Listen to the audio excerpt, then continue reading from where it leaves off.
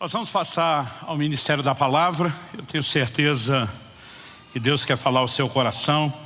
Eu quero convidar você a abrir sua Bíblia, por gentileza, em Romanos, no capítulo 12. Nós vamos ler juntos dos versos 17 a 21. Romanos 12, de 17 a 21. O texto diz assim: não paguem a ninguém mal por mal. Procurem fazer o bem diante de todos. Se possível, no que depender de vocês, vivam em paz com todas as pessoas. Meus amados, não façam justiça com as próprias mãos, mas deem lugar à ira de Deus. Pois está escrito: a mim pertence a vingança, eu é que retribuirei, diz o Senhor. Façam o contrário. Se o seu inimigo tiver fome, dele de comer. Se tiver sede, dele de beber. Porque fazendo isso, você amontoará brasas vivas sobre a cabeça dele. Não se deixe vencer pelo mal, mas vença o mal com o bem. Meu Deus, suplicamos o favor do alto, a ajuda e o auxílio do Teu Espírito Santo, para que possamos compreender a Tua Palavra, não apenas no nível da mente e da razão, mas no íntimo do coração, por revelação, pela ação do Teu Espírito Santo, que pedimos, traga aquela aplicação pessoal que só o Senhor pode fazer. Que a Tua Palavra possa gerar não apenas fé, que ela gere correspondência, que ela de fato produza em nós crescimento. E nós desde já te agradecemos pela certeza do que o Senhor fará em nome de Jesus. Amém. Bom, eu me sinto dirigido por Deus a compartilhar essa verdade com vocês hoje, fundamentada aqui em Romanos 12. No verso 17, nós vemos a declaração: não paguem a ninguém mal por mal. A versão atualizada de Almeida diz: não torneis a ninguém mal por mal. Outras traduções, como a NVI, diz: não retribuam.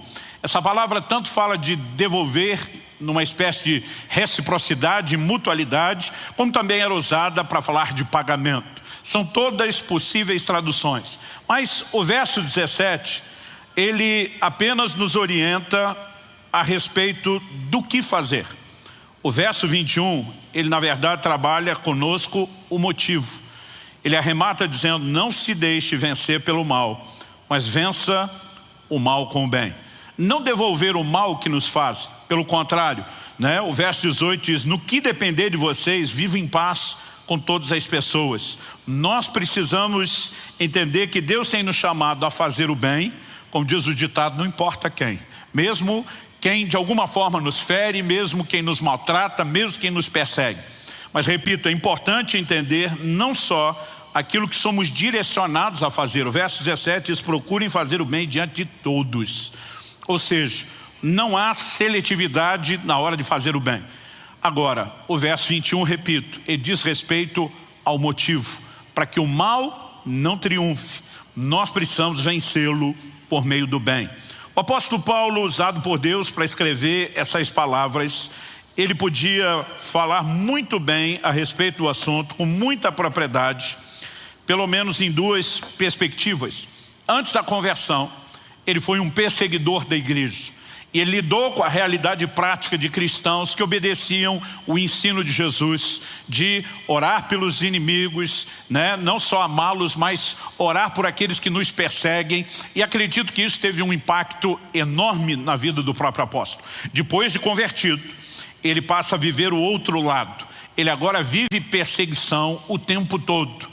E ele passa a andar nessas verdades. Então, dos dois ângulos, antes de converter, lidando com crentes que retribuíam o mal com o bem, depois de convertido, andando nessa verdade, podemos dizer que ele estava experimentado em todos os ângulos. Mas ele não está falando apenas da perspectiva de uma experiência.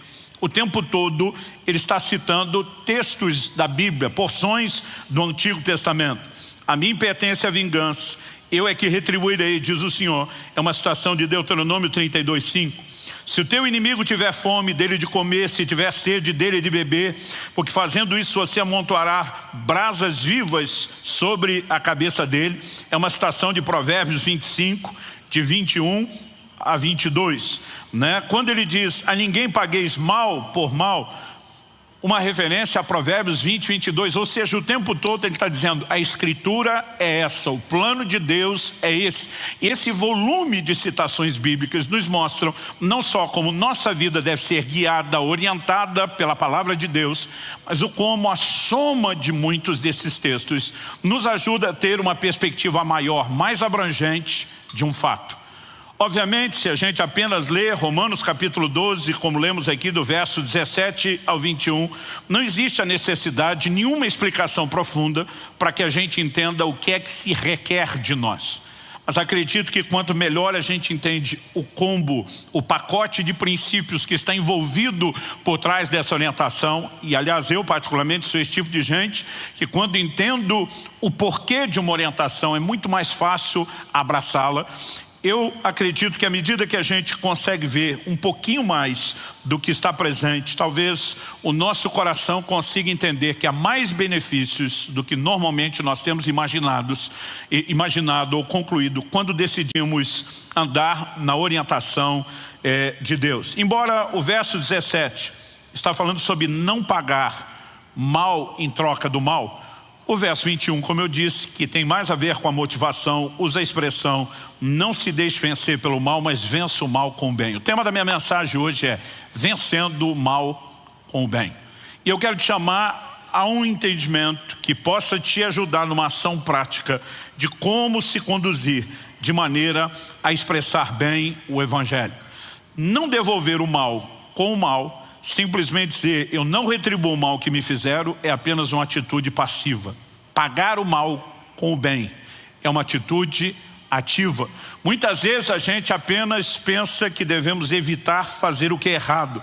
Mas a Bíblia não nos ensina somente a evitar fazer o que é errado, como também nos ensina de forma intencional a fazer aquilo que é correto. Por exemplo, em Mateus 7, 1 e 2, Jesus diz, não julgueis, para que vocês não sejam julgados. Não condeneis, para que não sejam condenados. Aqui ele está falando do que de errado nós não podemos fazer. Mas depois em Mateus 7,12, ele diz, fazei aos outros o que quereis que vos façam. Ou seja, eu não apenas me guardo de fazer o mal que eu não quero receber, mas eu decido praticar o bem que eu espero que me seja feito. Independente de como agiram para conosco. Nós precisamos entender que andamos baseados, fundamentados em princípios, não apenas de forma reativa. Infelizmente, a maioria das pessoas, às vezes muitos cristãos, estão apenas respondendo, reagindo à forma como lhes tratam. E o ensino bíblico, para mim e para você, é diferente. É mais do que você vencer a ofensa, é ir além do perdão, é dizer, eu retribuo o mal com o bem. Eu me lembro de uma ocasião, há um tempo atrás, essa é uma frase que já repeti muito nos últimos anos, mas de uma pessoa que me aborda indignado. Ela me viu falando bem publicamente de uma pessoa que ela sabia, que eu sabia, que a pessoa estava falando mal de mim publicamente. E ela falou assim, eu não entendo você. Você sabe que o fulano te detona e você está falando bem dele. Falei, o que fulano faz revela quem ele é. O que eu faço revela quem eu sou. Se eu simplesmente jogo o mesmo jogo, eu estou deixando que ele me rebaixe a um nível diferente das Escrituras. Deus não nos chamou para sermos reativos ao comportamento das pessoas. Deus nos chamou para espelhar o caráter dele e o comportamento que ele mesmo tem. A Bíblia diz que ele nos amou quando éramos seus inimigos. Ele nos fez o bem por meio de Cristo quando éramos seus inimigos. E ele estabeleceu qual o padrão, qual o princípio no qual eu e você devemos andar. Quem está entendendo, diga amém. Para que a gente possa olhar para esse texto, que por si já é, eu diria, autoexplicativo, eu gostaria de seguir a lógica que o próprio apóstolo Paulo aplica, citando muitos textos do Antigo Testamento, para que a gente consiga enxergar melhor, de um modo mais abrangente, o princípio. Eu gostaria de falar de outros textos bíblicos que ilustram de uma maneira muito prática o que Paulo está dizendo. Nós temos pelo menos 2 exemplos no Velho Testamento de gente que deu de comer e deu de beber para outras pessoas que lhe tinham feito mal. Em todas essas 2 ilustrações, nós temos uma orientação prática. Uma delas acontece com Isaac, filho de Abraão. A outra acontece com o profeta Eliseu. Eu gostaria que a gente pudesse avaliar esses dois textos.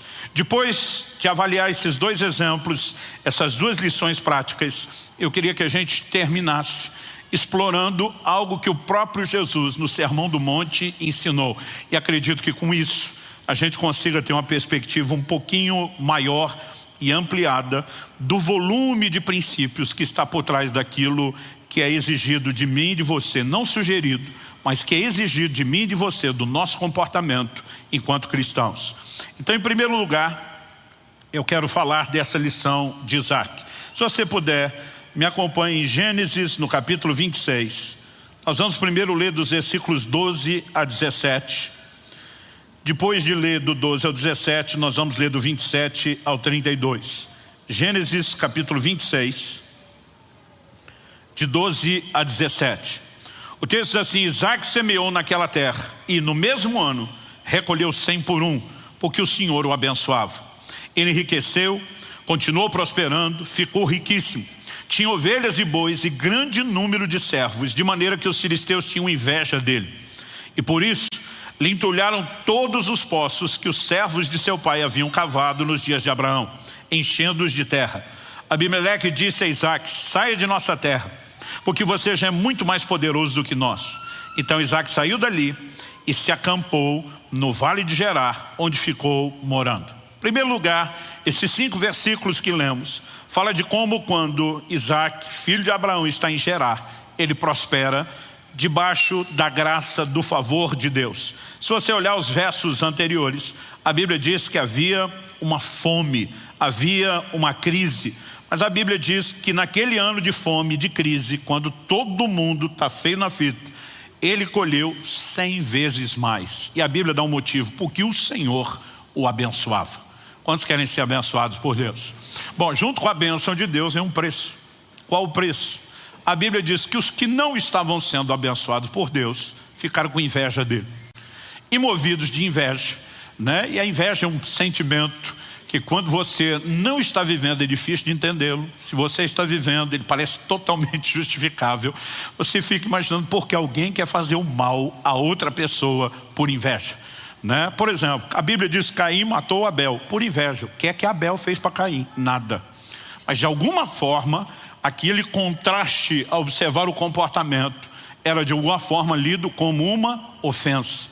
Muitas vezes a gente fica tentando, né, compreender quando alguém sente inveja, qual o motivo daquela hostilidade. Mas se eu e você somos tomados pelo sentimento de alguma forma, parece que ele é totalmente justificável. E por conta dessa inveja, a Bíblia diz que começaram a entulhar os poços, né? Poços que foram abertos já desde a época de Abraão, seu pai, que também tinha peregrinado em Gerar. A coisa vai se tornando cada vez mais difícil, o relacionamento cada vez mais complicado, e a hostilidade chega num ponto onde ele é literalmente convidado a se retirar. Ele recebe uma gentil proposta: vaza, some daqui, nós não queremos você no nosso meio. Então ele simplesmente levanta, literalmente levanta acampamento e muda. Agora, o que é que acontece? Se você der uma olhadinha comigo agora nos versos 27 a 32, a Bíblia diz, eu vou começar no 26, a Bíblia diz assim: Abimeleque, seu amigo Alstate e Ficol, comandante do seu exército, saíram de Gerar para encontrar Isaac. Isaac perguntou: por que vocês vieram à minha presença e me odeiam e me expulsaram do meio de vocês? Eles responderam: vimos claramente que o Senhor está com você. Então pensamos que seria bom se houvesse um juramento entre nós e você. Queremos fazer uma aliança com você. Acho interessante a ideia. Pensamos que seria bom. A pergunta é: bom para quem? Eles estão sendo bem interesseiros. Verso 29. Você jura que não nos fará mal, assim como nós também não fizemos nenhum mal a você, mas fizemos somente o bem e o deixamos ir em paz. Você é agora o abençoado do Senhor. Então Isaac lhes deu um banquete, e comeram e beberam. Levantando-se de madrugada, juraram de parte a parte. Isaac os despediu e eles se foram em paz. Nesse mesmo dia, vieram servos de Isaac, dando-lhe notícia do poço que tinham cavado, lhe disseram: achamos água. Vamos observar juntos aqui algumas coisas. A noção de bem que esses camaradas de Gerar tinham: nós deixamos você em paz, nós não matamos você. nós te fizemos o bem. Essa era a noção deles de fazer o bem. Então nós esperamos que você nos trate bem, porque nós te fizemos o bem. Entulhar os seus poços, né? O perseguiram, o hostilizaram, o expulsaram, mas a perspectiva ainda é, podia ter sido pior. E nós te poupamos do pior. Como que Isaac respondeu? A Bíblia diz que Isaac deu um banquete. Aqui não fala apenas de oferecer uma comida, uma sobra de comida, fala de fazer algo especial, distinto e oferecer o melhor. Normalmente, com quem você quer banquetear, né? Banquete não fala apenas da celebração de uma data, como muitas vezes temos na nossa cultura, mas ele sempre esteve relacionado ao longo da história com a celebração de pessoas. Normalmente, os convidados são pessoas honradas, são pessoas que apreciamos, mas a Bíblia diz que Isaac decidiu tratá-los dessa forma. Lhes deu um banquete, a Bíblia diz, comeram e beberam. Eram os seus inimigos. Ali não era nem meramente a fome, uma necessidade. Ele simplesmente decide agir com dignidade, com honra. Qual foi o resultado? O resultado não é apenas que a paz é definitivamente estabelecida depois daquele banquete por meio de um juramento.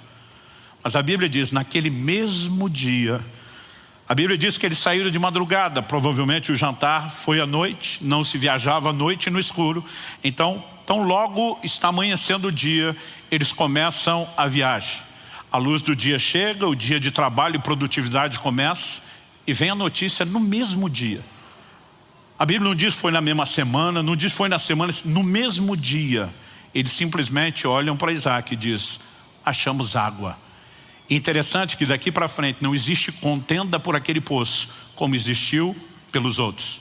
Deixa eu dizer algo para você. É indiscutível que quando eu e você nos aliamos ao coração de Deus, nós passamos a estar debaixo de intervenções de Deus de uma forma sobrenatural. A nossa cabeça, ela muitas vezes nos engana, porque nós somos tentados a colocar em xeque aquilo que Deus fala. Muitas vezes eu e você queremos ter toda a certeza de que se o que Deus falou é realmente certo ou não, se é justo ou não, como se ele não fosse confiável. Eu gosto de dizer que o primeiro pecado cometido pelo homem lá no jardim não foi a desobediência ao que Deus falou, foi a incredulidade. Quando Satanás consegue colocar no coração do primeiro casal o questionamento se o que Deus falou é justo ou não, ou qual a intenção que Deus tem por trás daquilo, é que ele consegue minar a obediência depois. Porque a obediência, ela sempre é fundamentada na fé e na confiança. E eu e você precisamos aprender a confiar em Deus.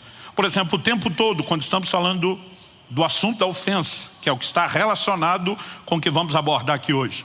Quando falamos só sobre perdão, perdão é só não retribuir o mal com o mal, é liberar alguém no coração. Uma das coisas que eu mais ouço em 30 anos de ministério pastoral, as pessoas dizem, não é justo. Eu digo, como não é justo? A Bíblia diz que Deus é justo, que Deus não é injusto. Nada do que Deus faz ou propõe é injusto. É uma extensão do que Ele é. Deus oferece perdão. Deus nos pede para perdoar como Ele. Como pode ser injusto? Porque nós somos traídos pelo quê? Pelas emoções. Fulano me ofendeu e agora eu não posso fazer nada, fica por isso mesmo. A Bíblia nunca diz que fica por isso mesmo. Quando você perdoa, você decide, de acordo com o texto, você não fazer justiça. E quando Deus diz, não vingue a você mesmo, não faça justiça com as suas mãos, Ele se apresenta como justo juiz. E Ele está dizendo que quando você não julga, Ele pode ser o seu juiz. Mas se você for o seu próprio, Ele não será o seu juiz. Então, na verdade, eu posso te garantir que não é justo é você se vingar e fazer justiça com a sua lente, com a sua perspectiva limitada. Quando nós simplesmente não julgamos e confiamos em Deus, é Ele que entra em cena, é Ele que cuida de tudo. Nós precisamos entender que nesse momento Isaac não está apenas escolhendo um caminho de passividade. Ele escolhe intencionalmente, eu vou fazer o bem, mas essa turma fez mal. O que eles fazem reflete quem eles são. O que eu faço precisa refletir o que eu sou. Eu não posso ser um espelho das pessoas, de como elas me tratam. Eu preciso ser um espelho de Deus, de quem Ele é, porque Ele me chamou para ser parecido com Ele. Quem está entendendo? Agora, quando entramos neste lugar, não só o nosso coração é abençoado, não só a paz pode ser desencadeada, mas intervenções serão experimentadas da parte de Deus. Aliás, eu acho interessante observar que quando a gente observa histórias como essa, uma coisa que me vem o tempo todo ao coração, né? O verso 16 diz que eles pediram para Isaac deixar Gerar, sair da terra deles, né? O verso 23 diz que dali Isaac foi para Berseba. Nós não lemos o verso 23. O 24 diz, na mesma noite que ele sai, o Senhor lhe apareceu e disse: eu sou o Deus de seu pai Abraão, não tenha medo, porque eu estou com você. Eu o abençoarei, multiplicarei a sua descendência por amor de Abraão, meu servo. O que Deus está dizendo? Não assusta com a ameaça deles, nem com a hostilidade deles. Eu estou com você. Eu e você não podemos ler se Deus está conosco por meio das circunstâncias que enfrentamos. O que eu e você precisamos entender é a garantia dele. Deus está dizendo: eu te fiz uma promessa, eu vou cumprir meu propósito. O interessante é que enquanto estava em Gerar, o tempo todo as pessoas estão entulhando os poços. E na verdade tudo o que Isaac fez foi abrir de novo os poços de seu pai Abraão, que o povo entulhou de novo. Quando movido por aquela circunstância ele sai, ele dessa vez vai abrir o seu próprio poço.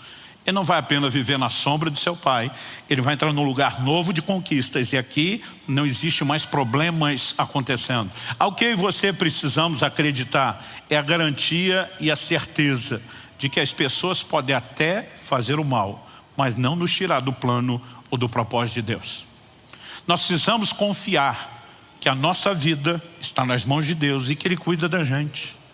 Eu esperava que alguém ia dar um amém, glória a Deus. Então fica pronto, vamos tentar de novo. Nós precisamos confiar que o nosso destino não está na mão das pessoas, muito menos das que nos hostilizam, mas está nas mãos de Deus. Romanos capítulo 8, verso 28 diz: todas as coisas contribuem juntamente para o bem daqueles que amam a Deus e são chamados segundo o seu propósito. Quantos aqui amam ao Senhor? Mas o texto não diz que as coisas contribuem para o bem só dos que amam a Deus. São chamados segundo o seu propósito. Deus tem um plano, Deus tem um propósito para cada um de nós. Além do propósito geral, para todos, que é o mesmo da salvação, Ele tem planos individuais. Se existe alguém que pode acreditar na tal da teoria da conspiração, é o crente. Tudo conspira em teu favor, porque há um Deus cuidando de você. Ele tem o poder de usar tudo, todas as coisas. Olha para a vida de José. Seus irmãos se levantam contra ele, o perseguem, né? O traem, o vendem da forma que fizeram, e tudo que eles conseguiram, na linguagem do futebol, foi colocá-lo na cara do gol, no lugar certo, na hora certa, para viver o plano e o propósito de Deus. Que o nosso destino não está na mão das pessoas, está na mão de Deus. Então eu e você podemos olhar não só com misericórdia para quem nos faz o mal, mas com entendimento. Deus tem a capacidade de usar até sua hostilidade contra mim, para me colocar num lugar melhor, para me fazer prosperar, para cumprir o plano e o propósito dele. Provavelmente, ainda que estivesse já debaixo de uma certa medida de bênção e prosperando, Isaac não teria vivido o que viveu sem aquela mudança. Provavelmente a mudança não teria acontecido, nem sido desencadeada num ambiente onde não houvesse aqueles problemas. Eu e você precisamos entender e confiar que nada, absolutamente nada, quando eu e você estamos de fato nos sujeitando a Deus, crendo e confiando nele, foge ao controle de Deus, é o poder de reciclagem de Deus. Eu não estou dizendo, quando cito José, que Deus fez os seus irmãos fazerem aquilo. Em Gênesis, no capítulo 50, no verso 20, José pontua a diferença dos seus irmãos e diz: vocês intentaram o mal contra mim. Está dizendo, foi vocês. Mas Deus o transformou em bem. Ele diz, a ruindade era de vocês, a capacidade de reciclar o ataque de vocês contra mim, transformá-lo em bênção, isso é fruto do amor de Deus que cuida de cada um de nós. Além desse entendimento de que as pessoas não têm o poder de exercer controle sobre o nosso destino, nós precisamos acreditar que há bênçãos provenientes dessa nossa atitude. Ele recebeu a notícia no mesmo dia, né? Amanheceu, o sol clareia e ele simplesmente alcança aquilo que vem lutando por tanto tempo sem conseguir. Me faz ver o dedo de Deus. E eu e você podemos ver muito mais do que Deus tem para nós quando decidimos andar em obediência aos seus mandamentos. Segunda lição que eu gostaria que nós avaliássemos é o que nós aprendemos com o profeta Eliseu.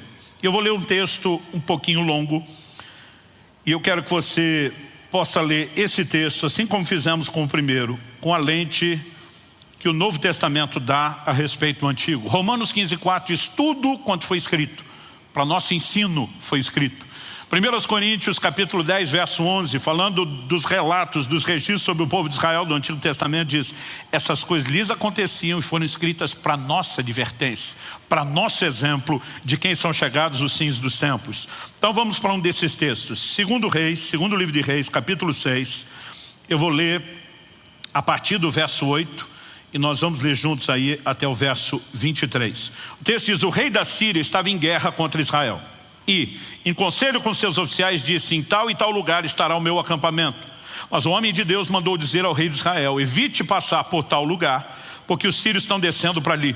O rei de Israel enviou tropas ao lugar de que o homem de Deus lhe havia falado e de que o tinha avisado. E, assim, se salvou mais do que uma ou duas vezes. O rei da Síria ficou angustiado com esse incidente. Então chamou seus servos e perguntou: vocês não vão me dizer quem dos nossos está do lado do rei de Israel? Um dos servos respondeu: ninguém, ó rei, meu senhor. Mas o profeta Eliseu, que está em Israel, conta ao rei de Israel as palavras que o senhor fala no seu quarto de dormir. Então o rei disse: vão e descubram onde ele está, para que eu mande prendê-lo. E contaram ao rei: eis que ele está em Dotã. Então o rei enviou para lá cavalos, carros de guerra e um grande exército. Eles chegaram de noite e cercaram a cidade. O servo do homem de Deus levantou-se bem cedo e, ao sair, eis que havia tropas, cavalos e carros de guerra que haviam cercado a cidade. Então o moço disse a Eliseu: ai, meu senhor, o que faremos? Ele respondeu: não tenha medo, porque são mais os que estão conosco do que os que estão com eles. E Eliseu orou e disse: Senhor, peço-te que abras os olhos dele para que veja. E o Senhor abriu os olhos do moço, e ele viu que o monte estava cheio de cavalos e carros de fogo ao redor de Eliseu. E quando os sírios desceram contra ele, Eliseu orou ao Senhor e disse: peço-te que firas essa gente de cegueira. E ele os feriu de cegueira, conforme a palavra de Eliseu. Se o texto terminasse aqui, a gente ia pensar que Eliseu estava bem nervosinho. Mas olha a continuação. Então Eliseu lhes disse aos homens feridos de cegueira: não é este o caminho, nem esta cidade. Sigam-me e eu os guiarei ao homem que vocês estão procurando. E os guiou à cidade de Samaria. Deixa eu abrir um parênteses. Samaria era a capital de Israel, o reino do norte. Depois do reino dividido, a partir de Roboão, filho de Salomão e neto de Davi, 10 tribos formam o reino do norte e só 2, Judá e Benjamim, formaram o reino do sul. Então Samaria é a capital do reino. Era o lugar onde estava o rei com todo o seu exército.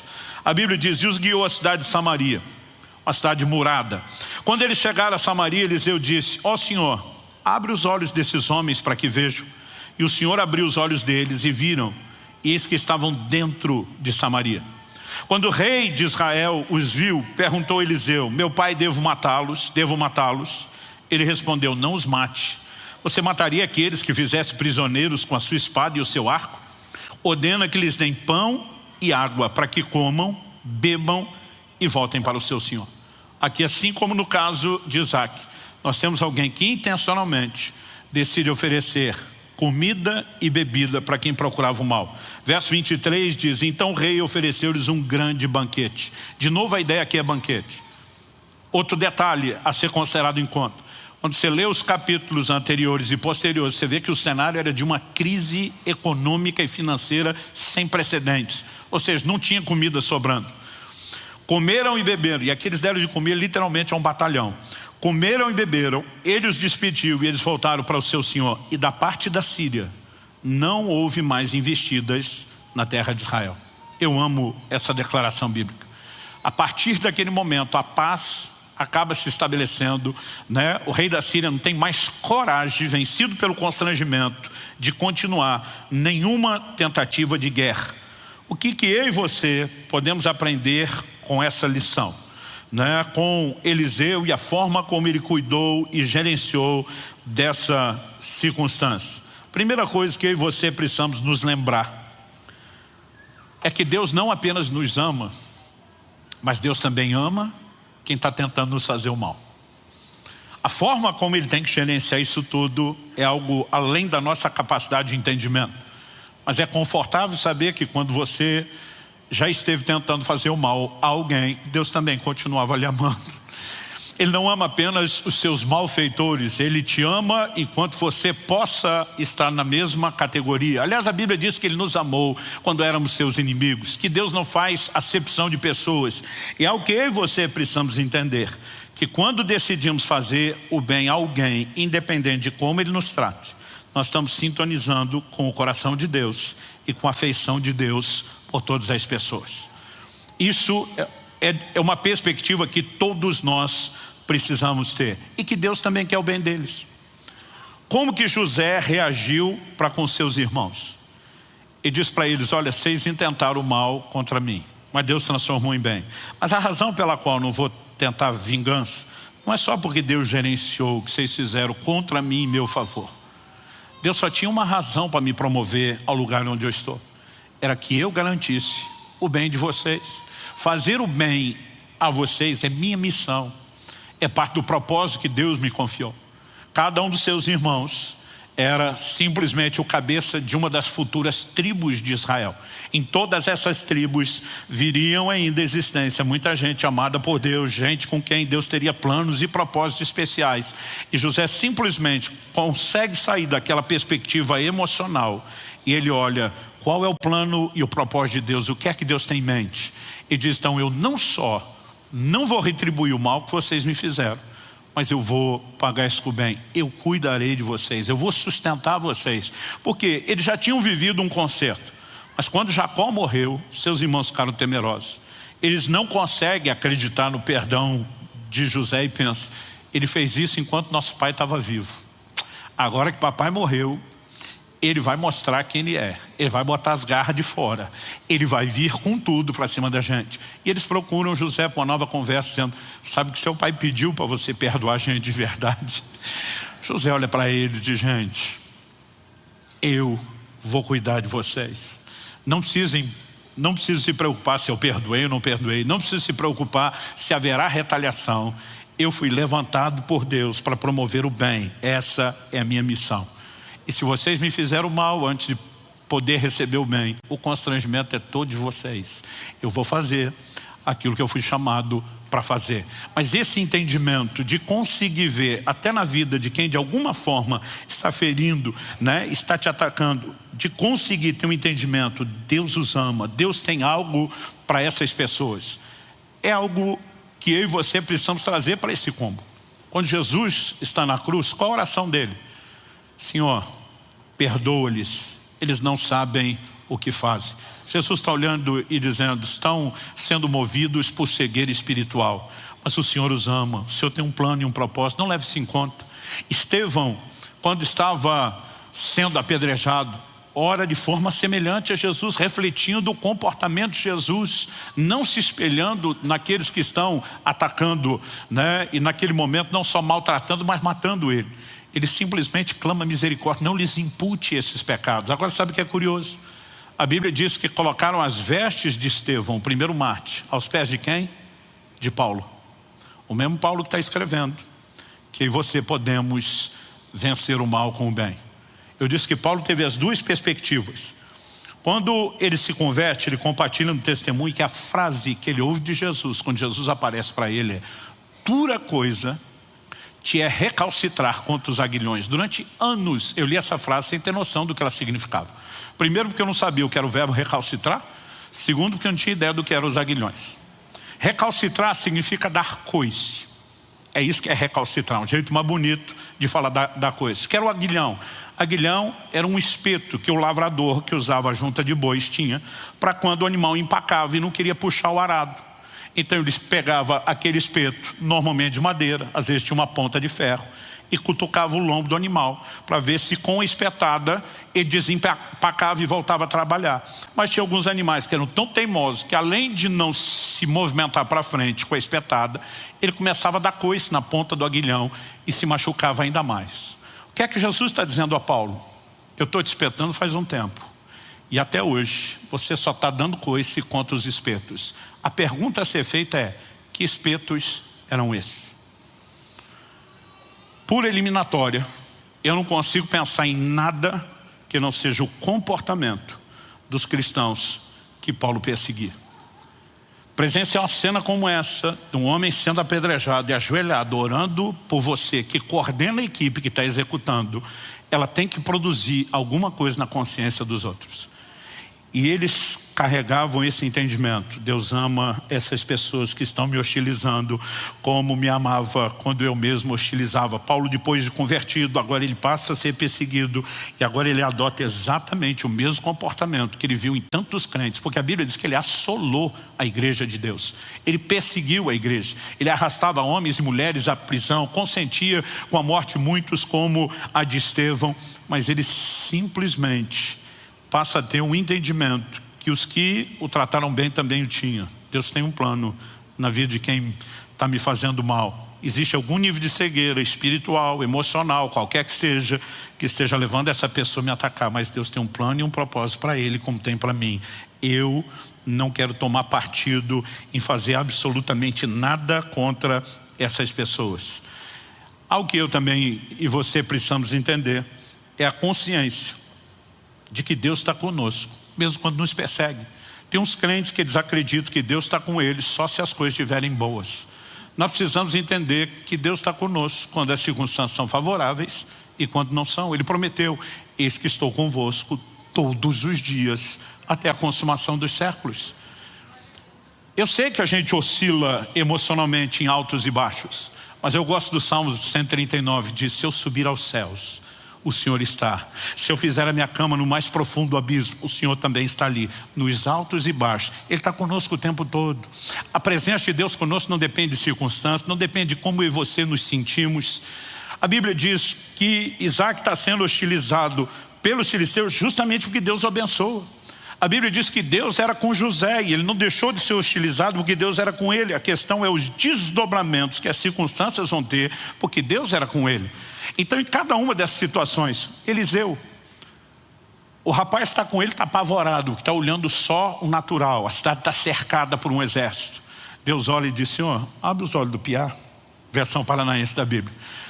Abre os olhos do piá, ajuda ele a ver o que ele não está enxergando. A Bíblia diz que Deus abriu os olhos do garoto e ele viu um exército celestial muito maior, muito mais numeroso, com a mensagem. Deus está dizendo: eu posso gerenciar alguns níveis de maldade e hostilidade dos outros contra você, sem deixar de estar com você, sem deixar de cuidar de você. E quando você tem a perspectiva maior, é muito mais fácil você conduzir-se naquilo que você está passando ou enfrentando. Quem está entendendo?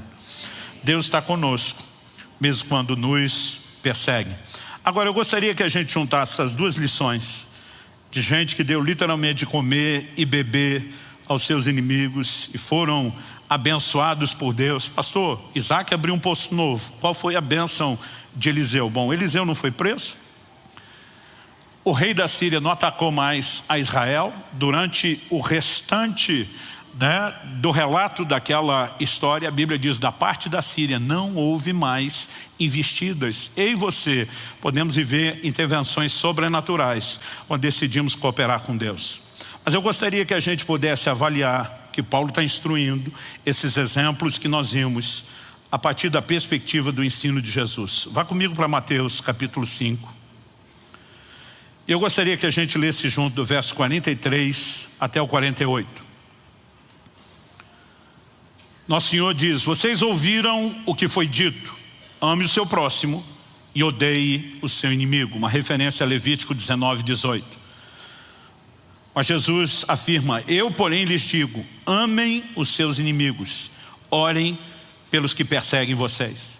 Essa orientação, verso 45, vai trazer o indicativo de propósito para demonstrarem que são filhos do Pai de vocês que está nos céus. Porque Ele faz o seu sol nascer sobre maus e bons, e envia chuva sobre justos e injustos. Porque se vocês amam aqueles que os amam, que recompensa terão? Os publicanos também não fazem o mesmo? E se saudarem somente os seus irmãos, o que é que estão fazendo demais? Os gentios também não fazem o mesmo? Portanto, sejam perfeitos, como é perfeito o Pai de vocês que está nos céus. Então, portanto, esse link, conjunção explicativa, tem tudo a ver com toda a ideia e o raciocínio que está sendo desenvolvido. Sejam perfeitos, como é perfeito o Pai de vocês que está nos céus. Por que é que nós temos que amar os inimigos, orar por aqueles que nos perseguem? O verso 46 diz, para demonstrarem que são filhos do Pai Celeste.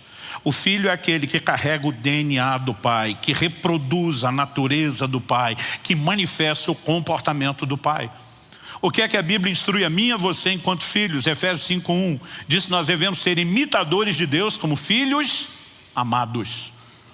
Deus espera que a minha e a sua conduta não apenas possa proteger o nosso coração, porque quando eu e você decidimos não retornar o mal com o mal, mas pagar o mal com o bem, não estamos fazendo o bem apenas aos nossos ofensores. Evidente que também estamos guardando o nosso próprio coração. Estamos fazendo bem a nós mesmos. Mas Deus está dizendo, a ideia não é apenas poupar você e ainda assim transportar misericórdia para com o outro. É que vocês sejam instrumentos que revelem o caráter de Deus nessa terra. Ou seja, o meu e o seu comportamento não pode ser espelhado no comportamento dos outros. É por isso que eu e você não podemos ser reativos. O nosso comportamento, ele se espelha em quem Deus é. E a gente simplesmente transborda isso diante de outras pessoas. Porque a questão não é só pagar o mal com o mal. Se você só faz o bem, não a todas as pessoas, mas só quem te fez. A pergunta de Jesus é, qual a diferença entre você e um publicano? Entre você e um gentil? Ele está usando os termos que as pessoas conheciam na época para se referir aos pagãos, aos que não temiam e não serviam a Deus. Ele está dizendo, se você é reativo e retribui mal com mal e só dá o bem a quem te faz o bem, você está nivelado com qualquer ímpio. Mas o seu comportamento não pode ser do ímpio. Por quê? Porque agora que você nasceu de novo, você recebeu um novo DNA, você recebeu uma nova natureza, e é essa natureza que tem que te governar. Quando nós começamos a juntar as peças do quebra-cabeça, a gente percebe não só que não há injustiça naquilo que Deus nos apresenta, como nós precisamos entender qual é o conceito de ser filho, é reproduzir a natureza de nosso Pai. Em Mateus, no capítulo 7, Jesus diz lá no verso 1 e 2, para a gente não fazer o mal que a gente não quer que retorne. Porque há uma lei espiritual de semeadura e ceifa. Tudo, eu chamo isso de efeito bumerangue, tudo que vai e volta. Então ele diz, não julgue para não ser julgado, não condene para não ser condenado. Mas ele diz, mais do que não fazer aquilo que você não quer que faça, faça aquilo que você quer que te faça. Fazei aos outros aquilo que quereis que vos façam. Você quer que os outros sejam compreensivos com você? Seja com os outros. Quer que os outros sejam misericordiosos com você? Seja com os outros. O tempo todo nós precisamos entender. Agora, esse padrão não pode ser baseado apenas no interesse do tratamento que eu quero receber. Mas precisa ser baseado no entendimento de que ele reflete o caráter de Deus. Agora, por que Deus faz chover sobre justos e injustos? Porque o amor de Deus para conosco não é reativo. Isso não significa que no seu lado justo Deus não vá recompensar atitudes. Mas nós precisamos entender que o amor dele não é reativo ao nosso comportamento. E ele está nos chamando a ser como ele é e a funcionar como ele funciona. Então Jesus termina falando lá no verso 48, sede perfeitos, como perfeito é o vosso Pai Celeste. Sabe, você conseguir perdoar quem te ofendeu é uma vitória. Você entrar num lugar onde já não se deixa ofender é um nível de maturidade maior e uma vitória ainda maior. Mas quando você entra num lugar onde você passa a viver como estilo de vida, eu vou retornar o mal que me fizeram com o bem, com uma consciência. O que as pessoas fazem reflete quem são, o que eu e você fazemos reflete quem somos. Não quem somos porque escolhemos ser melhores do que os outros, mas quem somos quando entendemos a nossa identidade de nova criatura, de gente que tem o fruto do Espírito, que é governada pelo Espírito Santo que o carrega. Isso vai fazer toda a diferença. É lógico que isso também é uma escolha. Em Romanos, no capítulo 8, no verso 5, o apóstolo Paulo nos faz entender isso. Os que se inclinam para a carne, a velha natureza, vão cogitar, pensar, vão ser governados por essa natureza. E a Bíblia diz que a inclinação da carne dá para a morte. Mas os que se inclinam para o Espírito, a nova natureza, a Bíblia diz, esses não só cogitam, pensam as coisas do Espírito, mas se inclinam para a vida. Quando eu e você pensamos não só nos resultados, mas no que a palavra de Deus nos apresenta em relação ao processo de santificação, nós precisamos entender que o aspecto relacional também é parte da obra de santificação para a qual eu e você fomos chamados. Por exemplo, em Hebreus, no capítulo 12, no verso 14, a orientação bíblica é: procurem viver em paz com todos. Com todos é todo mundo sem exceção. E busquem a santificação, sem a qual ninguém verá o Senhor. Para alguns, viver em paz com todo mundo, situação relacional tranquila é uma coisa, e buscar a santificação é outra. A Bíblia está dizendo: busque a paz com todos e a santificação, sem a qual ninguém verá o Senhor.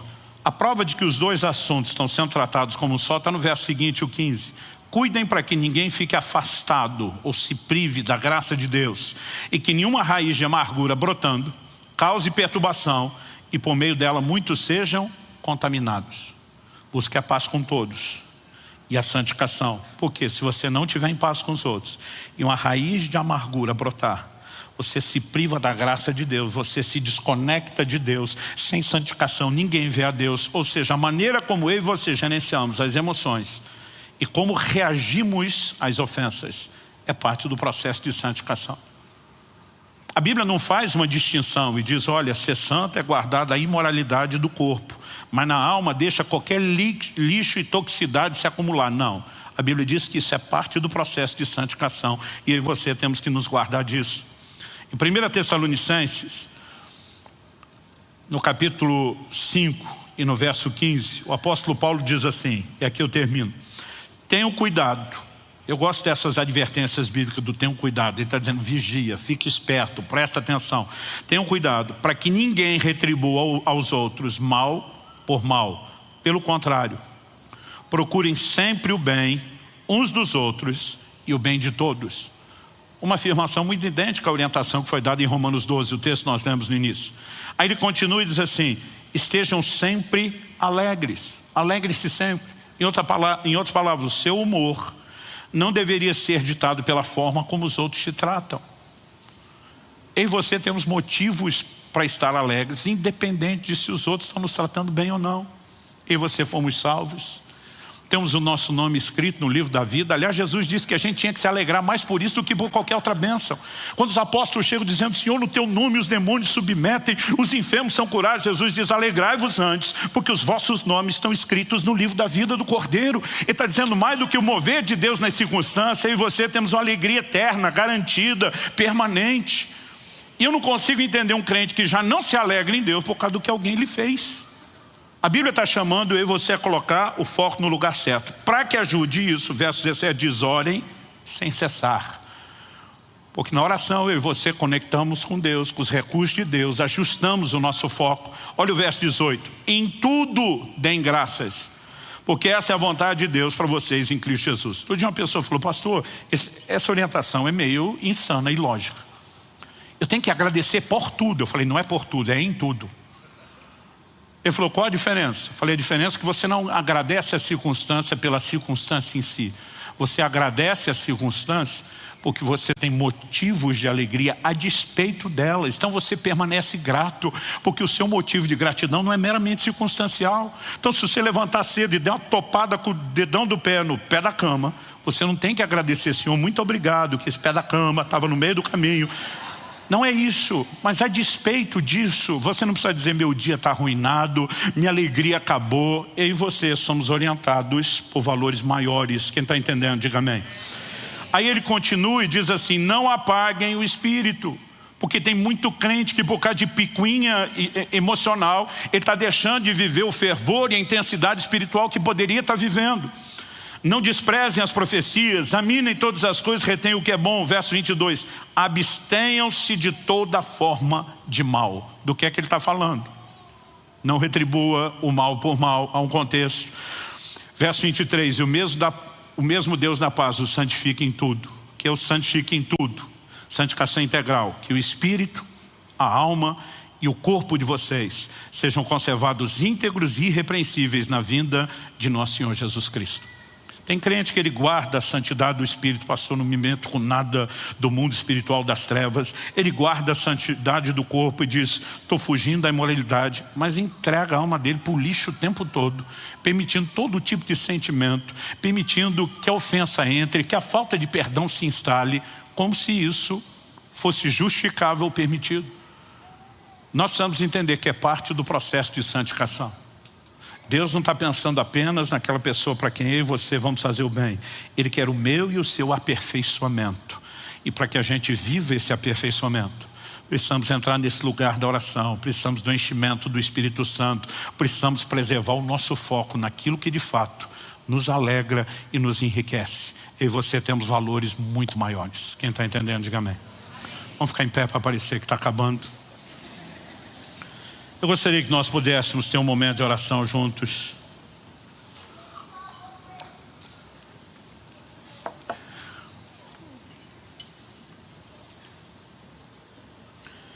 Eu gosto muito, diante de toda e qualquer palavra que eu recebo de Deus, seja num culto, seja meditando na Escritura, num momento devocional, conversando com alguém, ficar me perguntando o que é que de forma prática eu posso fazer. Eu sei que nós mexemos aqui em muitos ângulos e perspectivas, tentando montar o quebra-cabeça todo. E às vezes Deus mexe mais com um numa área, com outro em outra. De repente o que Deus mais queria trazer ao seu coração é aquele lugar de fé e confiança, seu destino profético. Não está na mão das pessoas, está na mão dele. Talvez para outro seja simplesmente o entendimento de que você não pode ser escravizado pela ofensa e não pode ser reativo. Mas diante de tudo aquilo que nós falamos, o ponto importante enquanto oramos é: Deus, o que é que o Senhor quer que eu faça? Há momentos onde, quando fazemos o bem para quem nos fez o mal, isso é uma lição para a pessoa, sem contar no banho de constrangimento. O rei da Síria não conseguiu mais atacar Israel depois da atitude de Eliseu.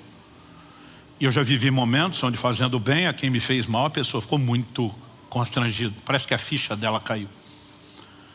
Já houve momentos de Deus me dirigir a fazer o mal, pagar o mal com o bem, e não deixar que a pessoa soubesse que era eu que estava fazendo. Então isso significa que Deus não queria necessariamente fazer algo na vida do outro. Às vezes tudo que Ele quer é ajustar o foco na nossa. Tem a ver comigo e com você.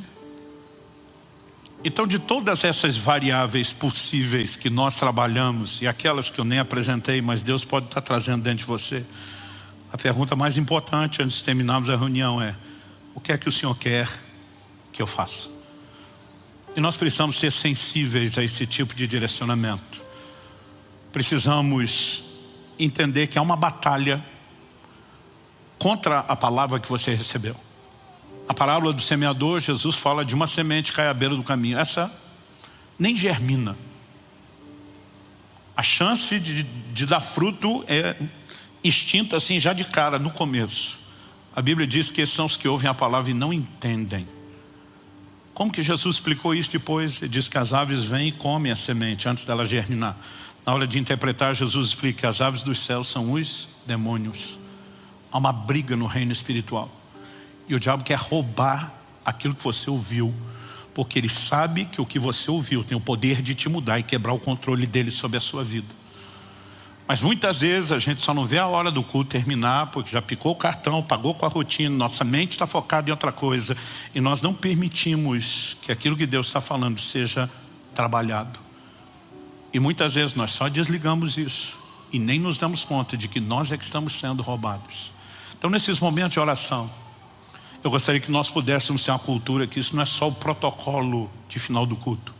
É um momento onde nós podemos garantir a germinação, a frutificação da palavra. É um momento onde nós podemos ter um direcionamento mais prático, personalizado daquilo que Deus nos fala. E eu quero que você ore e fale com Deus por um instante. Eu vou orar por você. Você não precisa ouvir minha oração. Você pode fazer a sua. Espírito Santo, nós precisamos não apenas do combo da compreensão de princípios, nós precisamos daquela aplicação personalizada que só o Senhor pode fazer. E nós oramos por isso agora. Que a semente da Tua palavra lançada no coração dos meus irmãos e irmãs não seja roubada quando saírem desse lugar, Nós oramos para que aquilo que o Senhor começou aqui agora não termine no final do culto. Nós oramos que aquilo que o Senhor começou continue, cresça, progrida, se desenvolva em cada um de nós. Nós queremos ser trabalhados pelo Senhor, pelo Teu Espírito, pela Tua Palavra, e nos expomos a isso. Reconhecemos que toda a natureza carnal se levanta contra essas verdades, reage de forma quase hostil a essas verdades. Mas nós oramos que o Senhor não apenas abra o entendimento espiritual, como traga todo o quebrantamento e sensibilidade necessária para não apenas entendermos, mas praticarmos a Tua Palavra. Nós oramos por isso em nome de Jesus. E desde já te agradecemos pela certeza de que o Senhor nos conduzirá. Alguns terão aquela clara sensação, Deus de fato está me dirigindo. Outros talvez podem acreditar que chegaram à conclusão sozinhos, sem perceber o quanto o Senhor os influenciou. O que nós te pedimos é que o resultado final seja o mesmo, independente de como seja o processo. Que o Senhor nos guie a ações práticas da Tua Palavra. Nós oramos em nome de Jesus. Amém. Se você crê e concorda, diga amém. Você recebe essa palavra, diga eu recebo em nome de Jesus.